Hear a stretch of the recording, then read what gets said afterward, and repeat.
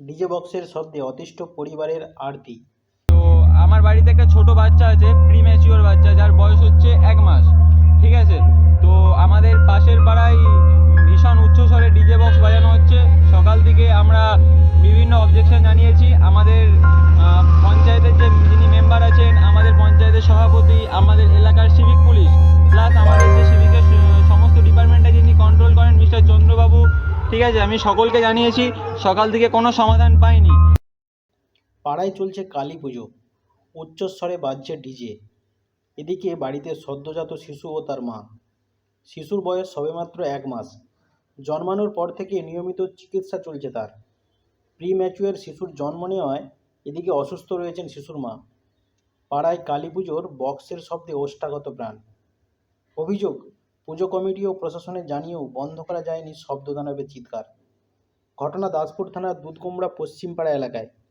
ওই গ্রামের রাজবংশী পাড়াতে নবকুমার গায়েনের সদ্যজাত নাতি তথা কৌশিকের স্ত্রী সঙ্গীতা মাসখানেক আগে এক পুত্র সন্তানের জন্ম দেন।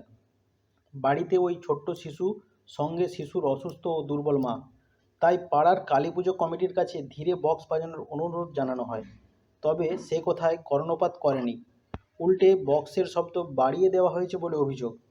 বিষয়টি নিয়ে ওই পরিবারের তরফে স্থানীয় প্রশাসন ও দাসপুর থানায় ফোনে যোগাযোগ করা হয়। তাদের অনুরোধেও তুড়ি মেরে উড়িয়ে দিয়েছে পুজো কমিটি। শুধু শিশু ও মাকে সুরক্ষিত রাখতে পরিবারের এই আরতি। সকালে দুপুরে একটু বন্ধ ছিল, তারপরে সন্ধ্যার দিকে কন্টিনিউয়াসলি এখনও উচ্চস্বরে ডিজে বক্স বাজানো হচ্ছে। এখন সময় আপনার 9টার মতো।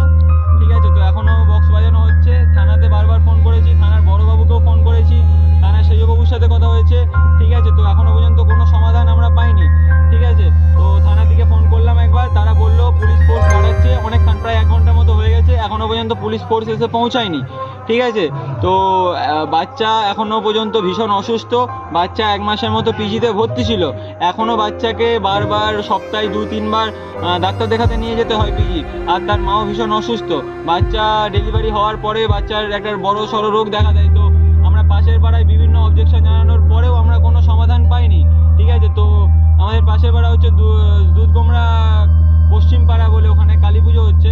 তো ভীষণ উচ্চস্বরে ডিজে বক্স বাজানো হচ্ছে, এখনও পর্যন্ত কোনো সমাধান আমরা পাইনি। ঠিক আছে, তো আপনারা সেটা ভিডিওর মাধ্যমে দেখতে পাবেন।